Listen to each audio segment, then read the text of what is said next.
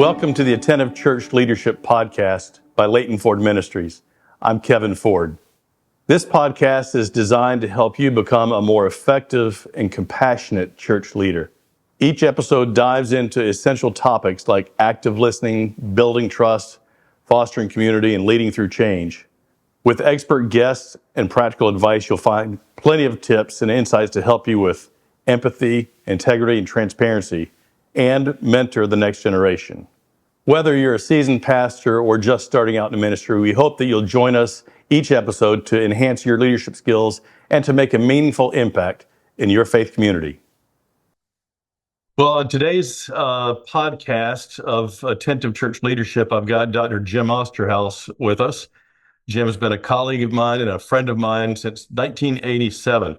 Jim's a psychologist, he's an executive coach, and he works with us at Leighton Ford Ministries. Jim's written a number of books, and they've benefited me, and we've quoted him extensively in Attentive Church Leadership. So, Jim, welcome. Glad you're here today. Thank you, Kevin. I'm glad to be here.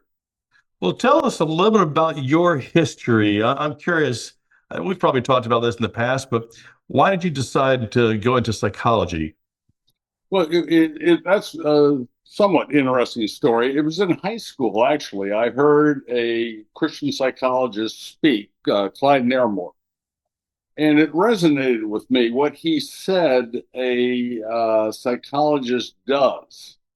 But I filed that away. I went off to school thinking I was going to go in ministry.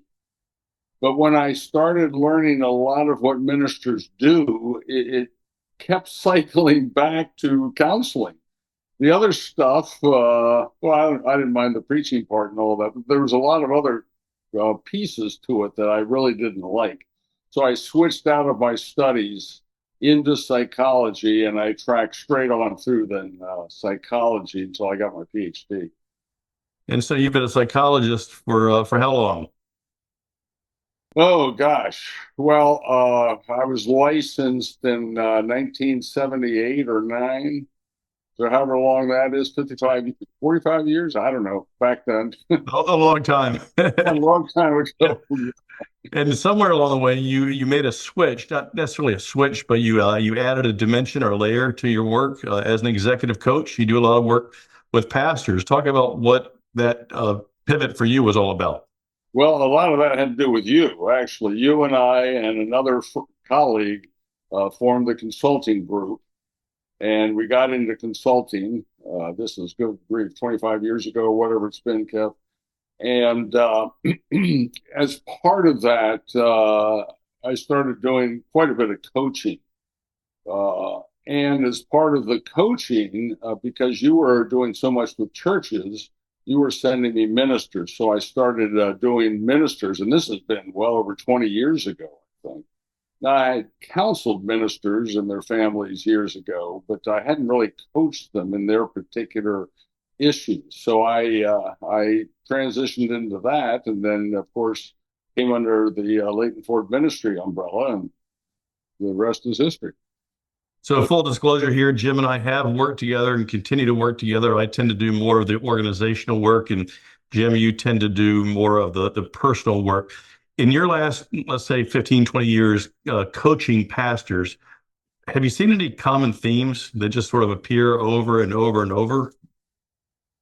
The one thing that I see over and over again, now this is going to be an umbrella statement, but ministers, and this is true of everybody, I think, have trouble seeing and understanding the processes in which they're involved. Like right now, Kev, you and I are involved in a process of what's going on. You're questioning, I'm answering, et cetera, et cetera. But you could really pull this process apart much, much more to figure out, okay, why are we doing what we're doing? Why am I saying what I'm saying, et cetera, et cetera. Now, processes, of course, surround ministers. Here's, I thought about 3 that I see over and over again. Number 1, the pastor overfunctions with his congregation, which means the congregation underfunctions, which means the pastor overfunctions more, which means the congregation underfunctions more. That's a pattern that I see. Another is so many pastors get into rescue mode. People in the congregation, and sometimes it's the same people over and over, turn up as victims, at least the way they understand themselves, and then the pastor rescues them. And then later on, they'll turn up, or somebody will turn up again as a victim, and the pastor will rescue. The third thing I see a lot, Kev, when I coach ministers is the tendency, and this is the tendency in churches generally, and that is to hold on to poor performers too long. And a lot of it has to do with the fact that the church is not just a faith community, but it's also a family and a business. But certainly as a family, we don't let go of our daughter or whoever, because they're performing bad. So churches do that, and I've seen that as a problem over and over again. So I've got a church that I'm working with right now in the out west, and the pastor, I would say, is over functioning. She's taking care of all the roles that the board should be taking care of. She's doing nonstop pastoral care. She's lost sight of any sense of vision. What is it that makes a pastor over function? Well, I think it is so many people, when they move into a church situation, that the congregation already is under function. If they weren't, and if they were functioning as they should be, such as all congregants are going to be gifted with certain things that they can do, and hopefully churches employ that giftedness. But if they're not, so often the pastor, rather than uh, raising up the congregation into their giftedness, either starts over functioning or overstaffing, one or the other, and don't even think about it. They think, I've got things I've got to do, so and these people aren't doing it at this point, so I need to get on with it. That's fascinating. So we've written a lot in Attentive Church Leadership. We've quoted you extensively, so thank you for that. But we've written a lot in there about this concept of anxiety in the church system, and we've quoted you extensively on that. What do you mean by anxiety in the system? Well, let's first think about what anxiety is. Anxiety, first of all, is energy, which is kind of makes it neutral to a degree. Uh, and anxiety exists in all individuals and organizations. Okay. Now, anxiety can be linked to anticipation and concern. It's forward looking, in other words, it looks into the future with anticipation, but often it looks into the future with concern. When there's too much concern, then anxiety starts mounting. And as it mounts, it becomes less and less useful. They say everybody needs a moderate amount of anxiety. We wouldn't get out of bed in the morning, So we have that. We're anticipating the day and what we have to do. We're concerned about this, that, and the other. But it's when it becomes too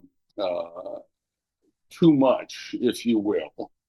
And a lot of that with an individual, the too much usually has to do with ideas that they have that these particular concerns that I have are insurmountable or they're whatever. And from a counseling point of view, I remember I was always trying to bring down the temperature for people to give them a better perspective on what really is happening. Now, let's look at the organizational system. Organizations are systems. They're interlocking relationships that create behaviors and patterns of behaviors over time. One thing that organizational systems can do is accumulate anxiety. Now we default to the leadership of the organization. If the leader is not on top of the anxiety, but in fact is drawn into the anxiety, him or herself, then all of a sudden they're going to become part of the problem and not be able to um, move in a way that effectively reduces the anxiety and moves the organization toward its North Star, as you like to say, or the mission, what they need to be accomplishing. So give me some practical steps or practical ways that a pastor can remove themselves from the organizational anxiety. What does that look like? Well, the term, I know you know Ron Heifetz, and some of your listeners may know him too. The term I really like in that is getting on the balcony. Um, One thing that consultants can do, and reason we're called in a lot, is because we don't have a dog in the hunt. We almost are on the balcony when we walk into the situation. But if you're in the situation, you need to be able to get up on the balcony. And the metaphor is there's a dance going on. And if you're on the balcony, a dance is an interesting phenomenon, actually, because here you got these people with partners swirling around each other. Nobody's bumping into each other or whatnot. There's the unconscious relationship that they have, not just with their partner, but with everybody else on the dance floor. And if you're on the balcony, you can look down and begin to get a grasp of what those patterns are.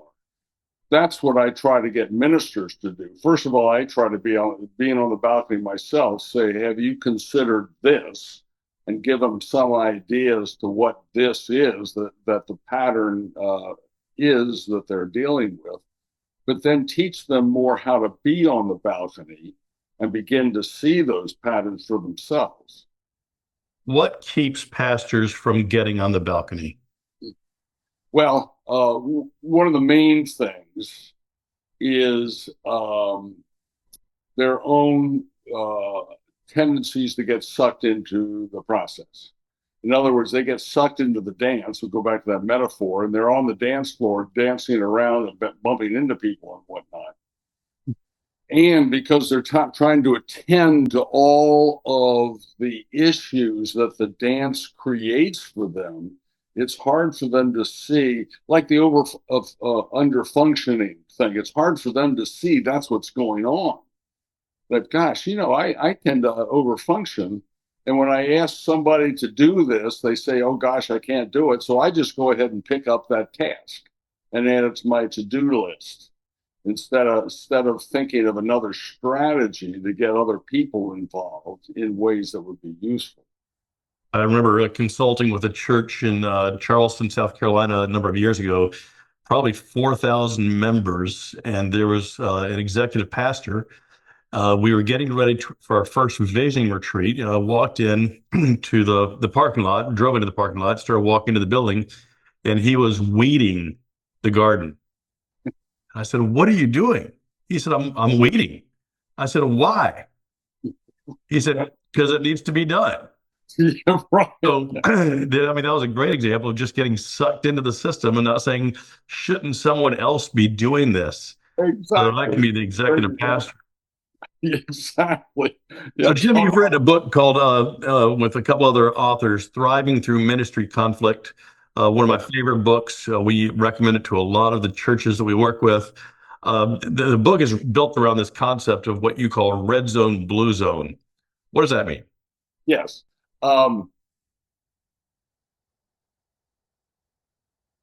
Red zone, blue zone, really in some ways is based on the anxiety stuff I was just talking about. And this other concept, and that is the well-defined person. Um, a well-defined person are people who know who they are and what their position in prosecuting the mission is. That's a simplified way of saying it. Anxiety the person who's less well defined, who has a less clear grasp of who he or she is going to be very vulnerable then to anxiety, to people who are anxious, who come into their presence and then create anxiety for them. Now, we call the person who, what I want to say is anxiety driven, and is overwhelmed in some ways with anxiety. Someone who, well, let me turn it around. I probably started the wrong way. Let me tell you the ideal, and then tell you how the red zone screws it up. Okay. Okay. The blue zone is where the well-defined leader, the well-defined pastor in this case, focuses on the mission, keeps anxiety in check, both for herself and for the congregation. So as anxiety arises, they, because they're well defined and a non-anxious presence, if you will, can direct the organization in the direction it needs to go in. That's what we call the blue zone. The rational brain is in charge. There is emotion, and it's not like they're Mr. Spock or anything, but the emotion is controlled by the rational brain. The red zone is where anxiety controls the person first and then the system. So the minister gets overwhelmed with anxiety. Let's say his board or her board has revolted against this new program that he or she is trying to institute. If they shift to the red zone, first of all, rational thinking gets compromised, and then emotional thinking. Really, that's actually a misnomer to say it's even thinking, but emotion takes over. So people become very reactive instead of saying, okay, there's a lot of anxiety here, but this is the direction we need to go. I was just working with a minister. He was working with his board, and was, in fact, the thing I've been working with him about, and I've only seen him 2-3 months, but it is controlling his own anxiety. Well, they really got after him about his lack of direction for the meeting. Well, he got so anxious, he got up and stormed out. Well, he obviously destroyed trust in himself at that point. And now he's in very much a rebuild mode, trying to rebuild the trust in him. But that's an example, a little bit more extreme, but how red zone works, where the emotional part of your brain takes over. Check out lfmconnect.org to access many videos, articles, and resources to help you become a healthy leader. You'll also want to check out how LFM can come alongside of your church or ministry as a coach and a friend on the journey to guide you into the next phase of a thriving ministry. Again, that's lfmconnect.org. So you talk about, I think it's 4 different types of red zone related to competency, acceptance, survival, and I think there's a 4th one. But talk some about control. Yeah, control. Talk some about those themes and where they come from. Yeah, I sort of borrowed these things from a cognitive psychotherapy, actually, because I thought I was seeing this with people. Not that everybody can have all of them at certain times, but I think one of those 4 themes tends to bubble to the top. And as to why, I'm not sure, but a lot of it probably has to do with the family environment that we grow up in. Some of it's probably our hard wiring. But like the competency one, I live up here in Washington, D.C. area where competence, everybody's into competence or control, obviously, because everything up here is about power. So control, the competency I see up here is in the service of control. In other words, if I can be more competent, then I can be much more in control of things, both individually, organizationally, and nationally, for that matter, coming from up here. So competence has to do with being able to perform correctly and to achieve. Control has to do with what it says, being in control, and consequently having difficulty not being in control. Acceptance has to do with being acceptable. Now, this is mine, and I really want to be competent, but I want to be competent so that you'll accept me. And that becomes the problem. And then the fourth one is survival. Survival has to do with, and basically, in fact, I only had those first three that I just told you about until I taught this fact in your dad's old Aero program. And a fella came up afterward. He said, none of those three apply to me. And I said, oh, well, tell me about that. And he told me his story. He came from a very dysfunctional family, alcoholic, and could never depend on his caregivers, his parents in this case, for anything, really. So from a very early age, he learned to take care of himself. And I ended up calling it survival because survival became the primary thing he was always thinking about.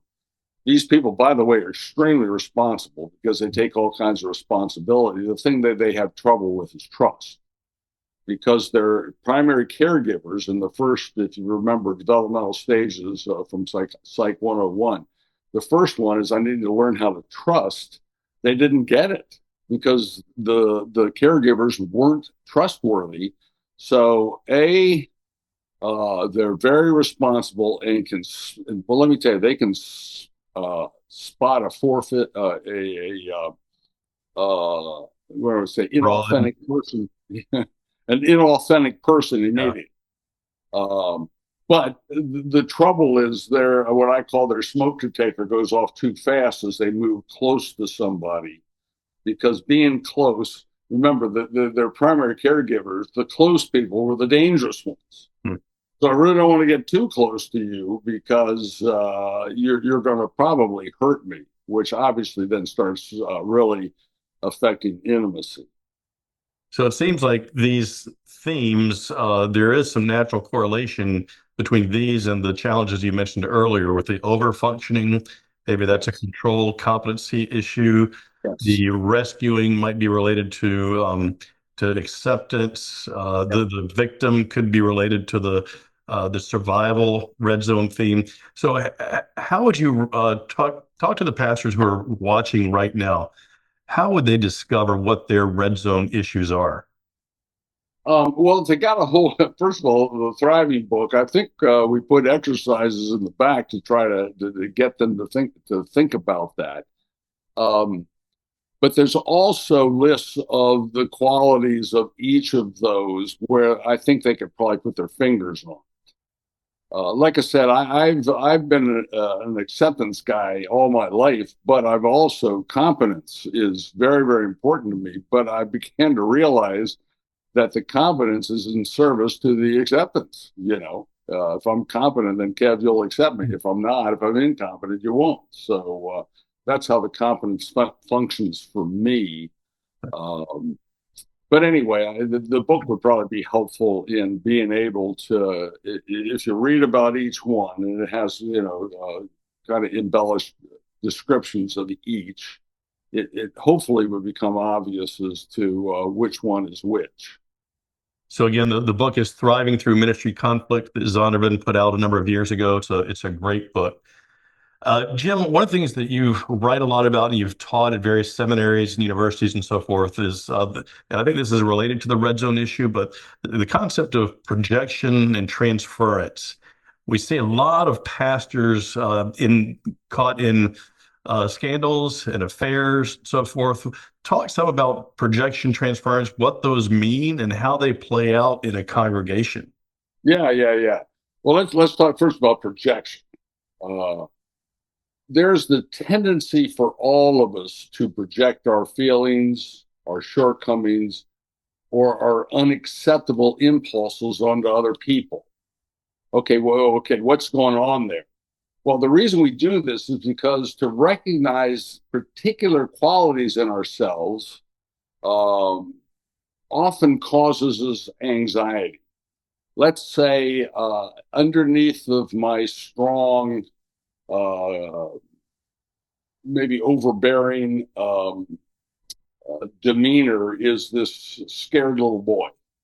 And a lot of what I was just saying about the way I come across as being really together and blah blah blah is a defense against this scared little boy inside of me. Okay, so I have difficulty owning that little boy, that scared little boy kind of thing. And when I get in touch with it in any way, I get really anxious. So to reduce the anxiety, my mind keeps these aspects out of my awareness. I actually censor information coming into myself that would elicit those feelings about the scared little boy. And then what I start doing then is projecting my story outward onto other people. Uh, and often the people that I project onto do exhibit some of the qualities that I myself am carrying, but it doesn't even have to do that necessarily. Um, so if I have trouble with fear, I have trouble with inadequacy, I have trouble with lack of trust or whatever it is, and have a lot of anxiety about that and owning it, then I will deny it, project it onto other people. And in some ways, too, projecting it onto other people, sort of in a kind of a funny way, gives me uh, a screen on which I can watch the behavior unfold in somebody else. The trouble, though, is I'm not allowing myself to deal with it effectively. I'm projecting it out. So I still have it. I'm looking at another person, but I'm not really learning anything useful to myself that would help me get in touch with it. Now, let's talk about transference, which is in some ways the cousin of projection. Projection involves two people. I project onto you my feelings. Transference involves three people. First, there's me, who originates the transference. Then there's you, uh, onto whom I am going to transfer someone else's profile onto you. And then there's the third person, of course, is the person that I'm borrowing, if you will, the profile from to transfer onto you. So let's give you an example. Let's say your father, as your first authority figure, was very harsh and unyielding. Okay, as you were being raised. Um, Now, or let's say I was being raised. If I'm not careful, then because fathers, by the way, um, are the original powerful authority figures in our life. If I haven't worked through the fact that my father was overbearing, overly powerful, however that was manifest, I'll project this profile of the harsh, unyielding father onto authority figures. And once that is done, I will no longer relate to the new authority figure. Let's say it's a teacher, it's a minister, it's a policeman, it's whoever, somebody who's in authority. Now all of a sudden, I'm not relating to them as they actually are. I've laminated the profile of my father onto them, and then I start to act appropriately to the laminated, transferred profile instead of who this person actually is. And that's where ministers, by the way, you get tons of projections and tons of transference. Because ministers, in some ways, in fact, in some traditions, of course, we call them father or mother. Uh, so it's a perfect setup to transfer issues that I have left over from my parents onto the minister and then start acting accordingly. And when I say accordingly, there's a whole lot of different things that I might or might not do according to how in the past I've learned how to, like with my father, how did I learn to deal with an overpowering person? Did I become passive aggressive? Perhaps. Did I flee the scene? Maybe. Did I take them on because I think, darn it, you're not going to tell me what to do? So there's lots of different ways, but that you'll start once you've transferred onto this authority figure, your parent, then all of a sudden you're going to start acting the way you probably did with your parent. That's very helpful, very interesting, fascinating. So our book is Attentive Church Leadership, and it starts with the premise that we as leaders need to be attentive to self. What are some ways that you think ministers and pastors need to become more attentive to self than what you've seen historically, whether with family, soul care, personal issues? What does that look like? Um, I've talked a lot about anxiety, and when you hang around me, Kevin, you and I've hung around a lot over the years. I talk a lot about energy. I'm always curious, starting with myself, what energizes me for good or for bad? What people energize me for good or for bad? Everybody's going to find that certain people just hack them off. I mean, that's just all there is to it. They show up, and good sense that maybe you're transferring onto that person, some other person in your life, like your sister that been fighting with forever or whatever. Um, but the first thing not maybe not the first thing, but one of the main things I start getting people to understand is, where's the energy? Why am I energized by this? Let's say you're in the church board meeting and a particular subject comes up, or a particular person brings up a particular subject, and all of a sudden you just feel energy. Maybe your face starts even getting red or whatnot. That's a time to be curious, which, by the way, is counterintuitive because we're always looking out, and our statement would probably be, well, John really hacked me off, instead of saying, well, okay, John had a conflicting opinion. Why does John always hack me off?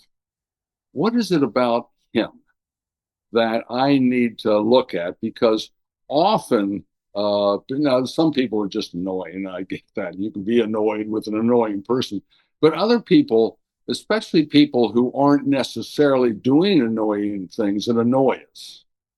And that's a time to get curious, I always think, is to, instead of looking at John and whatever he does or doesn't do, start saying, okay, what's going on here? So what energizes me? And it could be in many different directions. I did it in a negative direction just then, but it could be a positive direction or whatnot.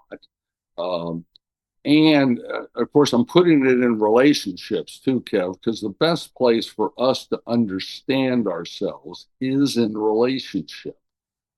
And one of the best, that you brought up my Thriving book, one of the best places to understand myself is when I'm in conflict.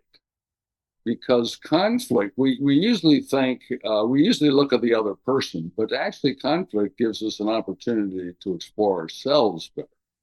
Because the only person, one thing ministers ask me is, okay, I'm in conflict with this board member or this lady in the church or the choir master or whoever, kind of thing. And I'm in conflict. What can I do to reduce it? And I said, the only thing you can ever do is work on yourself. So I want you to start thinking now, what is it that's going on between the two of you? When he or she says X, why do you're stylized in the way you react to that? And by the way, we call this a recursive pattern. The very thing that I do brings out in you the very thing I don't like. But what I just did brings out in you the very thing you don't like. So now all of a sudden we've got a ping pong game going. I do this, which makes you do that, which makes me do this. And it becomes very, very difficult then to decide who's at fault, because we're both players in this. And So that's one of the. it Go sounds ahead. like a lot of this, Jim, just requires time to reflect, some introspection, whether it's getting on the balcony, becoming more self-aware, evaluating what other people do to tick us off. And that just requires a lot of time and a lot of self-reflection. What do you say to the pastor that just doesn't have time to do that?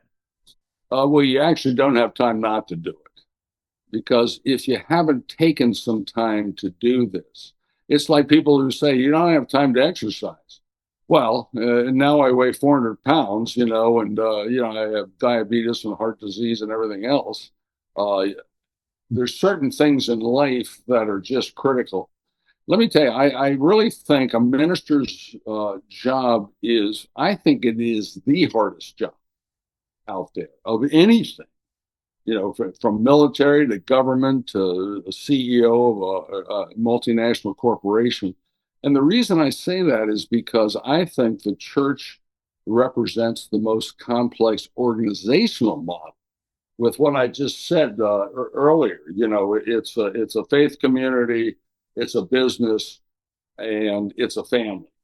And people jump between all three of those organizational models all the time. And by the way, the whole thing is surrounded by volunteers, which just alone makes it very, very difficult. How do you fire a volunteer, especially if they're one of your key givers in the church? Good luck. Uh, uh, so that is much of the problem, as I understand it. Just being able to navigate a very complex organizational model. So it really sounds like pastors need to prioritize that time to think, reflect. And at Leighton Ford Ministries, we talk about pastors needing to be in mentoring groups where we have safe times and safe places and safe people where we can have these conversations, we can get on the balcony. So, Jim, what would you like to leave the listeners with today? Well, what you just said is the best thing to leave with them. The whole mentoring group concept that Leighton Ford Ministries represents to me, is indispensable to a minister. Way too many ministers try to go it alone, and I think the job's impossible if you go it alone. But you can't just get into some group. It needs to be people who have experienced ministry the way you have. So they will immediately understand a lot of what you and I are talking about today, Kev. They will have experienced a lot of the transference and projection, the conflict that doesn't make a whole lot of sense, et cetera, and just be able to work through, cry through, pray through all of those issues that arise. I think is critical. And for anybody who's tuned in, and if you're going it alone, I would counsel you to stop immediately and possibly contact LFM, find out where mentoring groups might be or maybe forming that you could join, and go from there. So ministry these days is tough. It's a world we've never known. That's the subtitle of our book. We can't lead in a world we've never known until we first listen. And it sounds like, Jim, that the listening starts with listening to God, but also listening to self, becoming more self-aware. Exactly. So Jim Osterhaus, thank you for your time today. Thank you for your friendship across the years. Thank you for the contribution to this book. And I hope you have a great day. Great. Thanks, Kevin. Take care.